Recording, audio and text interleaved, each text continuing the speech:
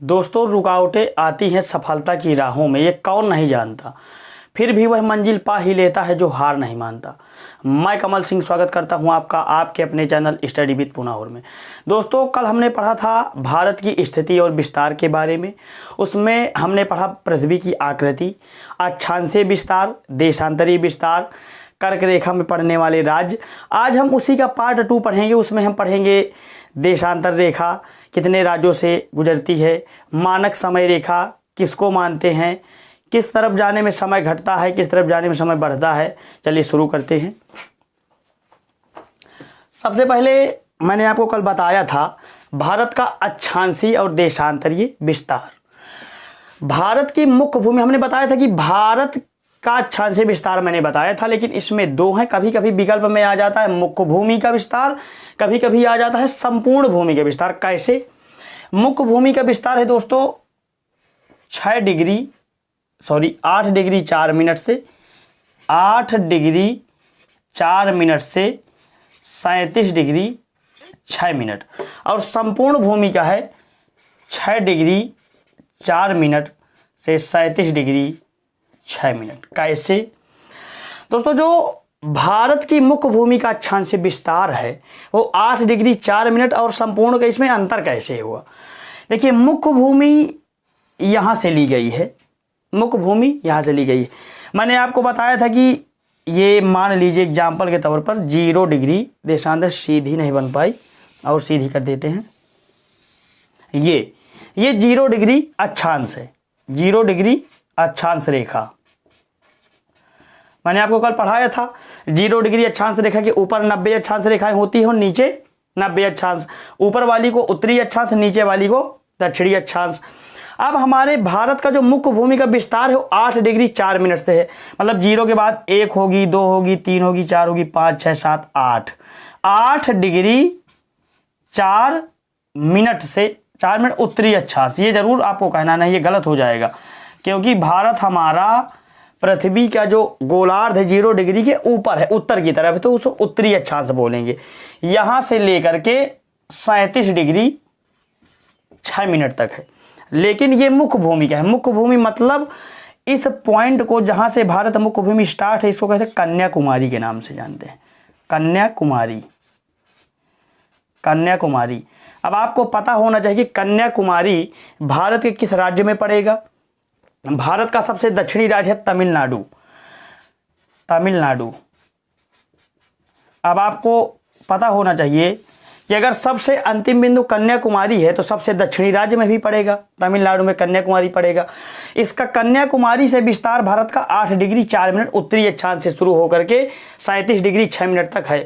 लेकिन जो संपूर्ण भूमि का है, मतलब कहने का कि भारत के कुछ द्वीप है, यहाँ पर भारत के कुछ द्वीप है, ऐसे ऐसे ऐसे ऐसे कुछ द्वीप है, भारत के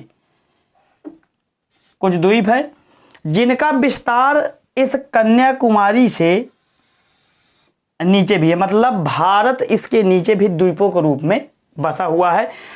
उसकी अक्षांश रेखा है 6 डिग्री 4 मिनट से शुरू है। कैसे?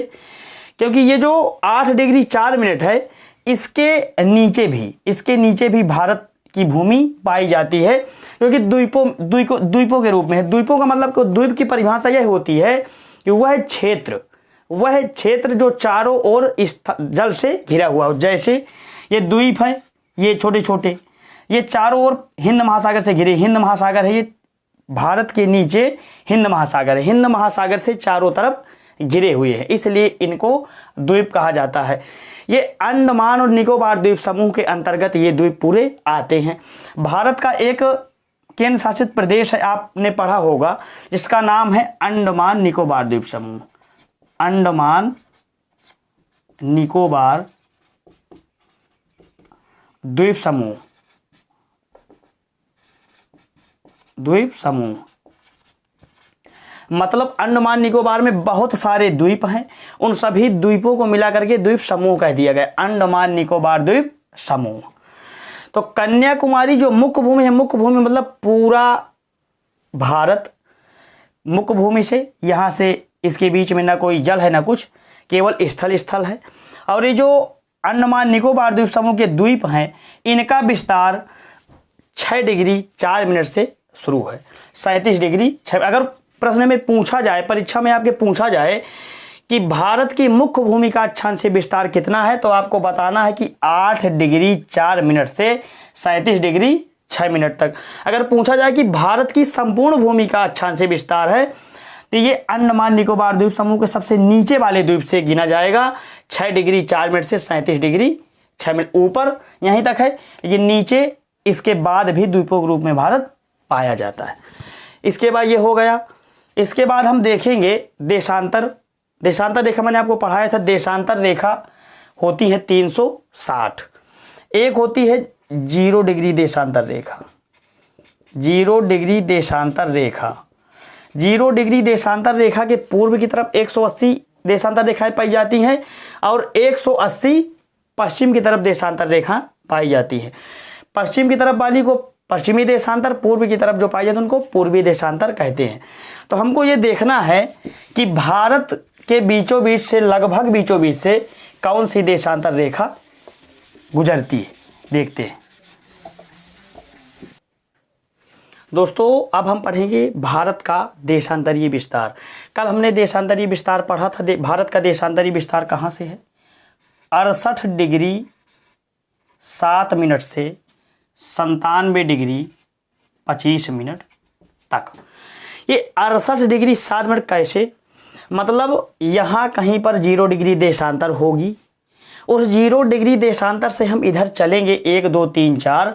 तो जब 68 डिग्री के बाद 7 मिनट, जैसे मैंने बताया था कि 1 डिग्री बराबर 60 मिनट के, तो उसी तरह 1 डिग्री के 60 मिनट करेंगे तो 68 डिग्री 7 मिनट से भारत का देशांतरीय विस्तार शुरू हो करके 97 डिग्री 25 मिनट तक होता है।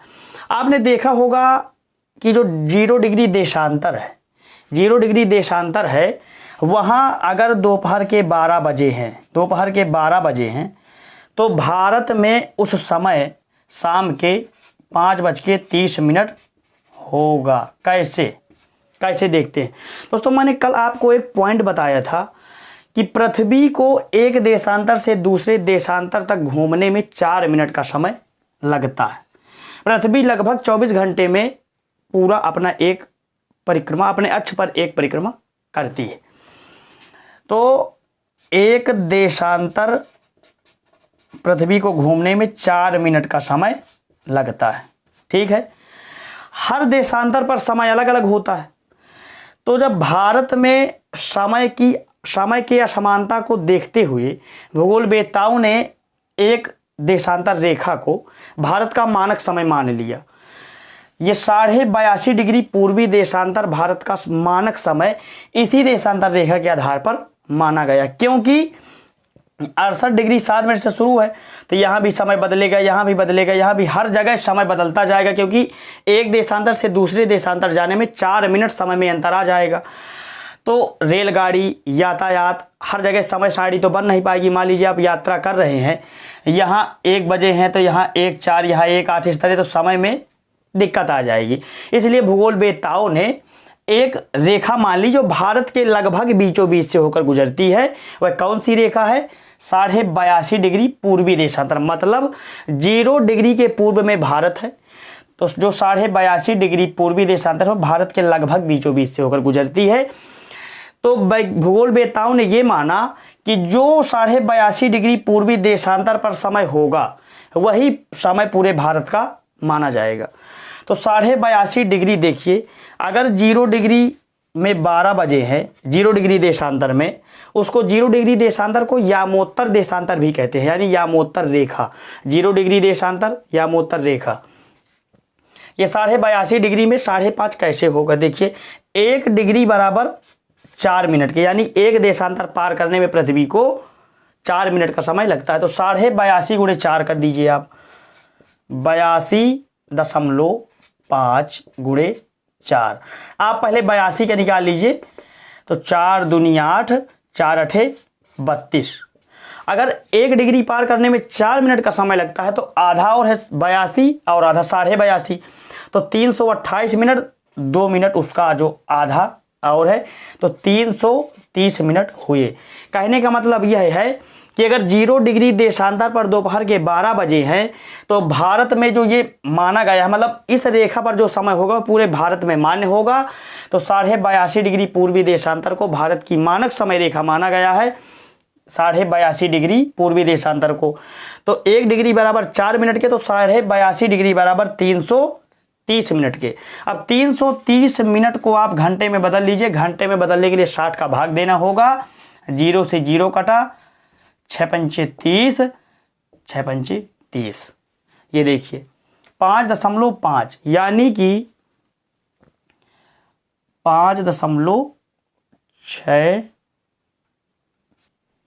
5.5 घंटे। 330 को जब आप घंटे में बनाएंगे तो 5.5 घंटे आएगा। यानी कि अगर ग्रीनविच रेखा जो 0 डिग्री देशांतर है वो कहाँ से गई है? लंदन से होकर गुजरी है। लंदन, आपने नाम सुना होगा लंदन का, ब्रिटेन, लंदन। जो 0 डिग्री देशांतर है वह लंदन से होकर गुजरी है। और उसके पूर्व में भारत है। भारत का विस्तार आपने जाना 68 डिग्री 7 मिनट से शुरू होकर के 97 डिग्री 25 मिनट है। हर देशांतर में समय बदलता है।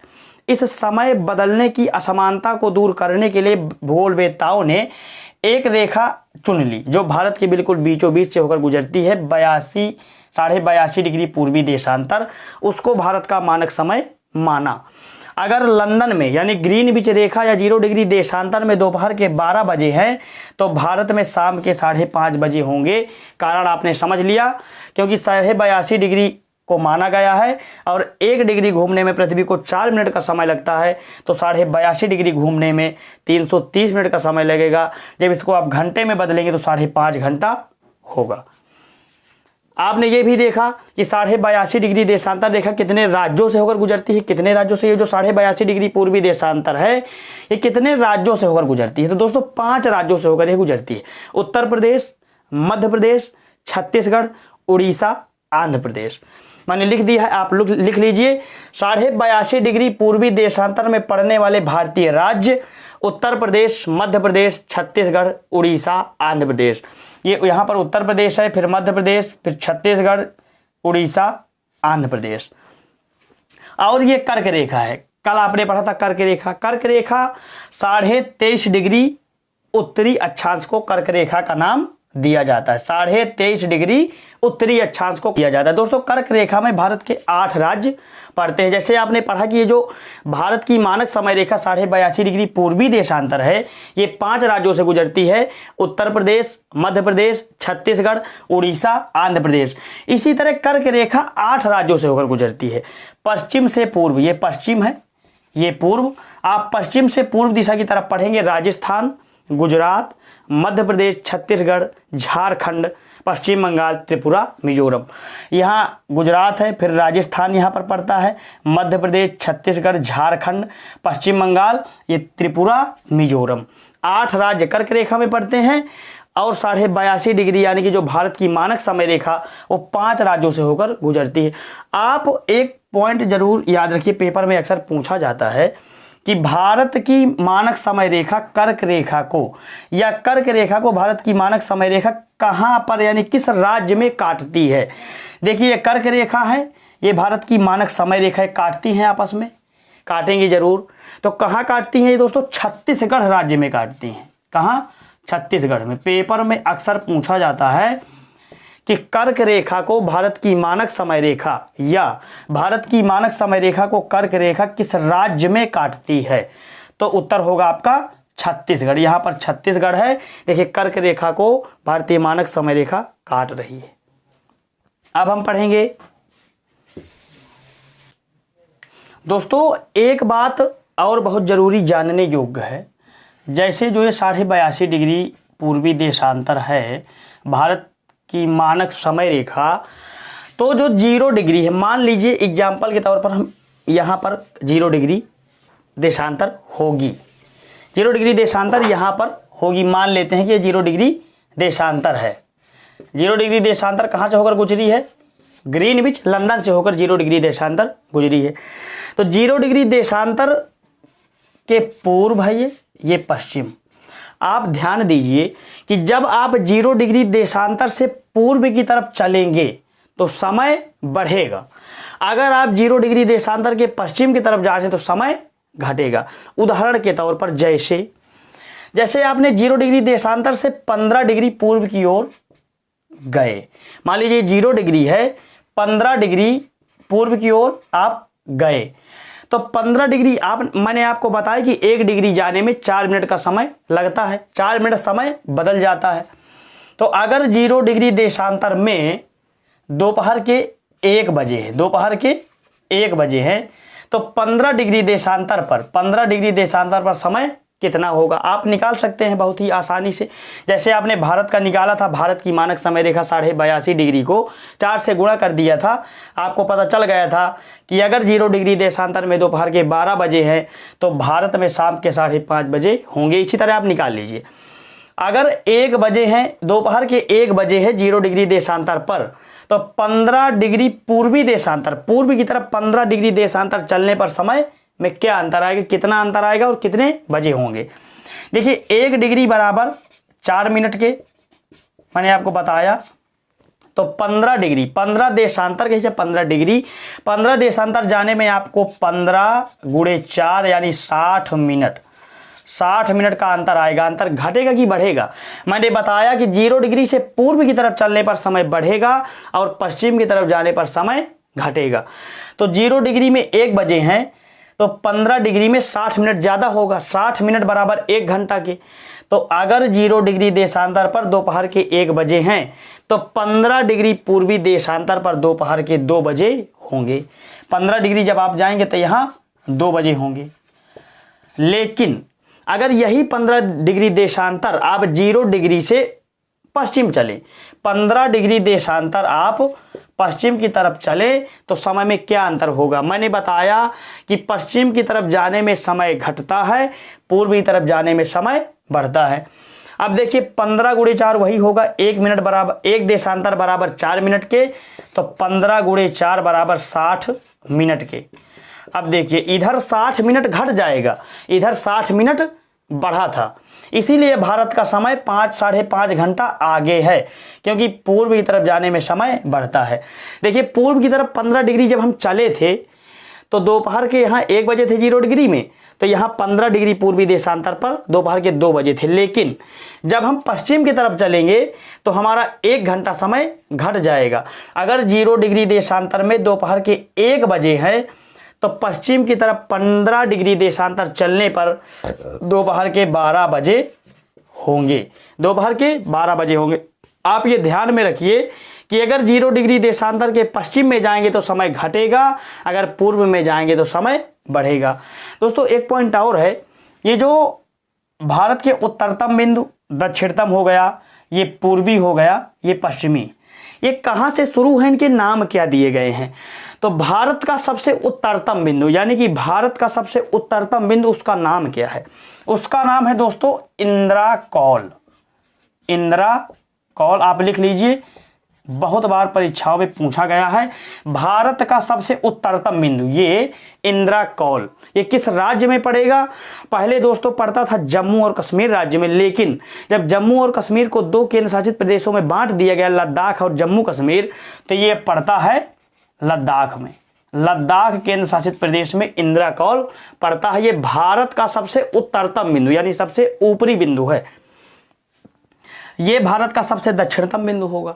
देखिए मुख्य भूमिका दक्षिणतम बिंदु है कन्याकुमारी। दोस्तों कन्याकुमारी मुख्य भूमिका, अगर कोई पूछे कि मुख्य भूमिका सबसे दक्षिणतम बिंदु तो कन्याकुमारी है। अगर पूछा जाए कि संपूर्ण भूमि यहाँ अंडमान निकोबार द्वीप समूह है, आपको मैंने बताया।